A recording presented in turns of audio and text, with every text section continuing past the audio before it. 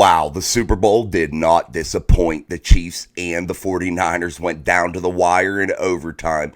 And we're going to talk about a couple things here that are going on with your Pittsburgh Steelers at the quarterback position. Welcome back to Mike Drop Sports, everybody. I'm your host, Jason, and today we're going to dive into that quarterback talk that was going on around the Super Bowl. And also, we're going to talk a little bit about that game and what a game that was, guys. I mean, that was a monster game, a game that came down to the absolute wire where Patrick Mahomes, you thought he was dead. You thought the 49ers were going to be able to put the nail in his coffin. Well, Patrick Mahomes didn't disappoint, and he came back with that drive in overtime to score a winning touchdown in the Super Bowl to become the Super Bowl MVP yet again. Patrick Mahomes grabbing his third Lombardi trophy.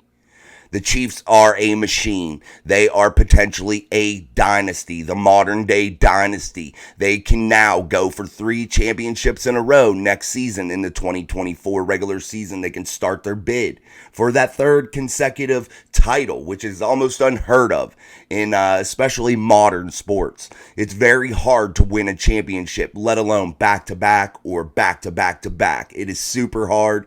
The free agency, the money involved, the way teams take big swings at trying to build teams, creating super teams, creating teams out of free agency in the draft. There's just so many variables right now within professional sports. To be able to accomplish back-to-back is a monster task and one that should be celebrated, but to be able to go back-to-back-to-back is almost unheard of. But we got to really look at this Chiefs team, a team that was one of the teams during the regular season that if you were to say Super Bowl, you wouldn't have put their name in that category. Why? Because they struggled at times. Patrick Mahomes, tons of incompletions. There are not incompletions, drops by his receivers. One of the most in the NFL, if not the most drops in the NFL by the wide receivers for the Kansas City Chiefs. So there were so many variables at play throughout that regular season. Losing streaks, losing the teams they shouldn't lose to, frustrations boiling over on the sidelines, and we're going to talk about a big one we saw last night. But there were so many things going on with that Chiefs team that you wouldn't have thought, damn, if I got to go play the Chiefs, I won't have a chance in the playoffs. You wouldn't have thought that. But as the playoffs moved on, you saw the Kansas City Chiefs get stronger. And they went into Buffalo, whooped that ass. They beat the Miami Dolphins in round 1. And then they ran into a Baltimore Ravens team with Lamar Jackson that just can't simply win big games. It's just the way it is.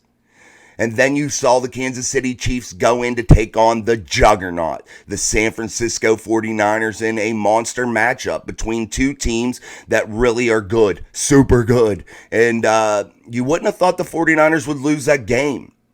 However, the 49ers leading at times, falling behind a little bit, tying it up, going down in overtime, getting that field goal. It almost makes you wonder if it's not better in that type of overtime format, that new format to where both teams possess the ball. And if no matter what happens, even if that first team scores a touchdown, you still get a chance to go down and tie the game back up to keep playing. And it's a new game. Once that overtime starts, it's a completely fresh game. It's basically 0-0, and you're starting a 4-quarter football game all over again. And it is back and forth, back and forth. And as long as that happens, that game continues to go on until there's a winner. But if you are winning that coin toss, what should you do? What would you do? I would probably almost want to take that and defer and not get the ball first. Because why? I want a chance to settle into that overtime. I want a chance, because no matter what, that touchdown gets scored or a field goal, it doesn't matter. I still got a chance to go down and score. I want a chance to calm my team down a little bit, and I want a chance to start game planning on exactly what we're going to be able to do. And when you're the Kansas City Chiefs, the way that defense had been playing, you want to put them out there first anyway. So you let them go. And let's not discount the 49ers defense. They were stout. They were amazing. They played well. I think the 49ers went away from Christian McCaffrey a little bit too much late in the game. And I would have probably rode him a little bit. A guy that got him basically to the Super Bowl with his outstanding play throughout the season. The MVP. So a guy that's, the offensive MVP, not the league MVP. But Christian McCaffrey was nominated, I believe, for the league MVP too. So, hey, this guy was a monster. And you got to use him in the biggest moments on the biggest stage. But you saw the 49ers go down there. They were unable to punch it in down deep in Kansas City territory inside of the red zone. They had to settle for 3. And that was leaving the door wide open for a Patrick Mahomes that knows how to win Lombardi trophies. His 3rd championship. His 3rd, guys. That's his 3rd Lombardi trophy, and he is super young. Could Tom Brady's records be in jeopardy with Patrick Mahomes? It is a significant possibility that Patrick Mahomes could match the greatest of all time, Tom Brady, for sure. And that is a big, big, big thing. Those are heavy. That's a heavy thing to carry on your shoulders if you're Patrick Mahomes. Those are big shoes to fill. And he's already won his 3rd MVP in a Super Bowl, and Tom Brady holds the record with 5. The only other Super Bowl performances that I would really say top maybe Patrick Mahomes is Joe Montana, a guy that never even threw an interception in a Super Bowl, a guy that went there in 4-0 in the title game, a guy that never wavered, a guy that was a winner constantly in an era of tough, hard-nosed football where they didn't protect the quarterback in the ways they do now. They didn't gear the league to offense like they do now, and Joe Montana was able to put up amazing numbers. A guy from Pennsylvania, from Ringgold, a guy that, man, is just stellar and probably the greatest of all time. In my opinion, it's a tie between Tom Brady and Joe Montana in my eyes. If I were to pick the best quarterback ever to play the game of football, it would have to be between Joe Montana and Tom Brady. Those two guys are at the mountaintop, and Patrick Mahomes is starting to nip at their heels a little bit, guys. But that game was awesome. But let's get on to our team. Now that we've talked about that Super Bowl and what an amazing game that was, let's talk about the Pittsburgh Steelers and what was said yesterday concerning the quarterback situation in the Steel City. The Pittsburgh Steelers desperately need to find somebody to fill in behind Kenny Pickett. And that obvious choice has to be Mason Rudolph. I believe you could get him for $5 to $6 million. I believe the Steelers are going to offer him something before the period opens up. The free agency period opens up and teams are allowed to go out and reel in players. I think Mason Rudolph does want to be back with the Pittsburgh Steelers after really looking at everything and watching what came out yesterday. And that was said by the national media that Mason Rudolph may not really be interested in returning to the Pittsburgh Steelers because he's looking for a fresh start. And I find that to be a little bit off base. There's too many people in Pittsburgh that have connections to Mason Rudolph. Too many people in Pittsburgh media that have connections to Mason Rudolph through players, through just basic relationships. And I find that it's really far-fetched that Mason Rudolph wouldn't consider an offer from the Pittsburgh Steelers because it would absolutely be stupid of him not to accept an offer from the Pittsburgh Steelers or at least to entertain it. His best chance to start in this league, this NFL, this modern day NFL, at his age, with his history, is with the Pittsburgh Steelers. The Steelers know what they have in Mason Rudolph. And those 4 games at the end of the season last year, this past season, does not give Mason Rudolph a ticket to write his own check. It just does not. Was it stellar? Was it a great performance? Abso-freaking-lutely. It was a great performance by Mason Rudolph to really pick this Steelers team up and deliver. But it wasn't, it didn't give him the ability to write that blank check and say, this is what I want, that's what I got to have, period. End of discussion. It just does not, guys. It doesn't. And I know Mason did well, and I know we're all excited about what Mason did, and we're all behind him. However, we cannot sit here and think in our wildest dreams that he could write a blank check. He cannot. But Mason Rudolph can demand $5, $6, $7 million, and I think that could be per season. I would be comfortable with $5.5 million over 2 years. That would be $11 million. And then you could structure some of that into a giant bonus for him, get him some good money, up front, give him maybe some incentives, which the Steelers don't typically lace their contracts with incentives. They just don't. So that's really something that probably won't happen. But if you're Mason Rudolph, the biggest thing that you could ask for would be a real chance. Not that bullshit that happened up in Latrobe where Mason Rudolph was supposed to be in a competition with Mitchell Trubisky to get that starting job.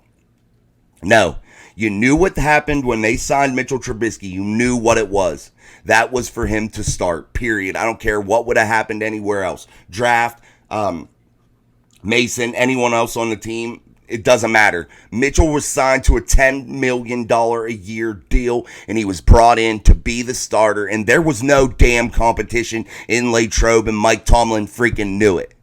And it's a slap in Mason's face, guys. And I really am upset about that because that is a smack in Mason's face, a guy that has been there and loyal to that franchise that didn't get a fair shake.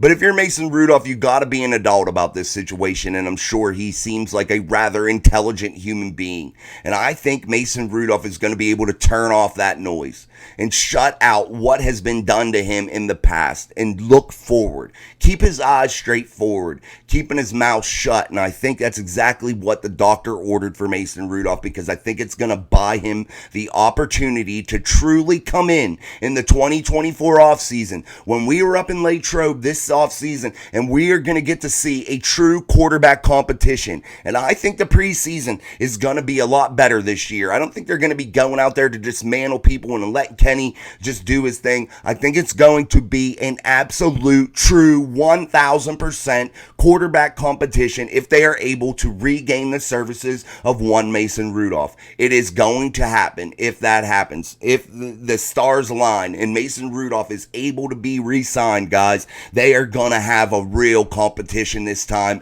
And god damn it, Mason Rudolph absolutely deserves it. Period. He deserves it. He's done the work. He's put in the time. He's been loyal. He's been a great teammate. And when he's been put into the game, he has shined. And he was able to lead this football team in a way that it hasn't been led in a long damn time. Even late in Ben Roethlisberger's career, that team didn't look that good in my eyes. Now may be different in your eyes. But Mason Rudolph in that 4-game stretch, he did one thing. Yes, he isn't able to write a blank check because he didn't do that much. Yet it was only 4 games, and I'm a realist. However, his performance did earn him one thing, and that is some damn loyalty by the Steelers. And that is to offer him a reasonable contract and to offer him a chance to compete with one Kenny Pickett, a guy that necessarily doesn't have all the tools that Mason does. I'm not saying Kenny's shit, dude. I'm not. His record was good, 7-5 when he came out with that injury and got the tightrope surgery to try to come back quickly. Mitchell Trubisky is a freaking turd. Get rid of him, save the cap space. Invest that into Mason Rudolph and perhaps maybe grab a late round guy in a Spencer Rattler. Somebody like that could come in and learn and sit and be that third option.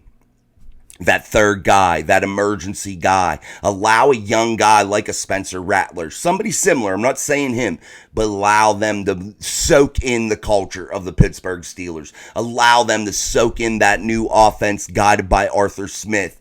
Allow that to happen. Now, there is a rumor that the Steelers could be interested in Ryan Tannehill, and the only benefit I could see to that is Ryan Tannehill has ran Arthur Smith's offense before. Do I think he should play? Absolutely not. At best, he would be my third string guy, if you ask me. A guy that's just there in case of an emergency. And what would he be able to provide?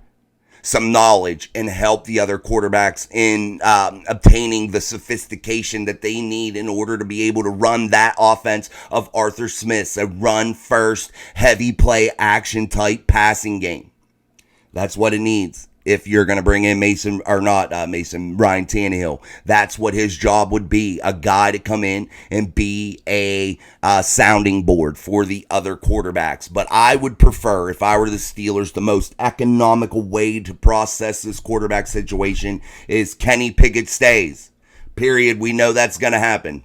But you get out there, you sign Mason Rudolph for about $5.5 million a year, and you go out in the draft and you burn one of the mid to late round picks on a guy similar in stature to Spencer Rattler, similar in play, similar in ability and potential and upside. That's what you do if you're the Pittsburgh Steelers, point blank, period. This week we are going to put out our mock draft, and you might be shocked with some of the moves that I make inside of this mock draft. You might be shocked, and I think it could have a great chance to come true. But the Pittsburgh Steelers are loading up for 2024, if you ask me. Omar Khan, I think he's going to have another big-time draft like he did last year. And I think there's going to be some major contributors to come out of that draft, instant contributors. I think it's going to happen. And only time will tell, guys. We'll see how it goes.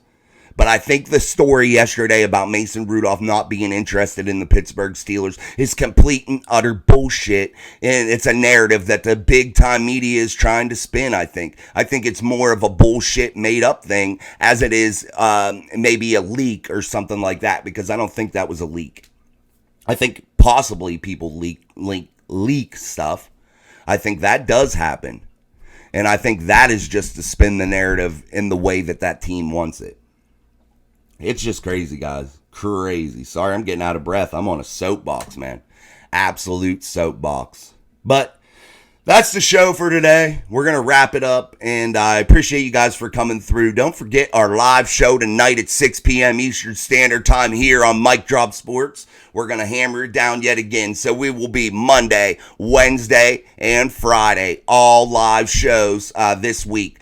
Starting 6 p.m. Eastern Standard Time on Monday and Friday, and 7 p.m. Eastern Standard Time on Wednesday with your boy Sean. And we're going to just hammer it down and continue to grow this channel. Thank you guys so much for all your support and your continued comments, your continued likes, shares, all that stuff. It has been awesome. And you guys have almost got us to the 2,000 subscriber mark. And let's go before the end of February. Let's get this channel up over 2,000 subscribers, and I think we're well on our way. And let's really grow this community of like-minded individuals that think about the Pittsburgh Steelers in a more realistic sense, as opposed to this big box media bullshit that tries to spread a bunch of stupid narratives that don't make any sense for the Pittsburgh Steelers or their players. All right, guys, until next time, I'm Jason. This is Mic Drop Sports. Peace.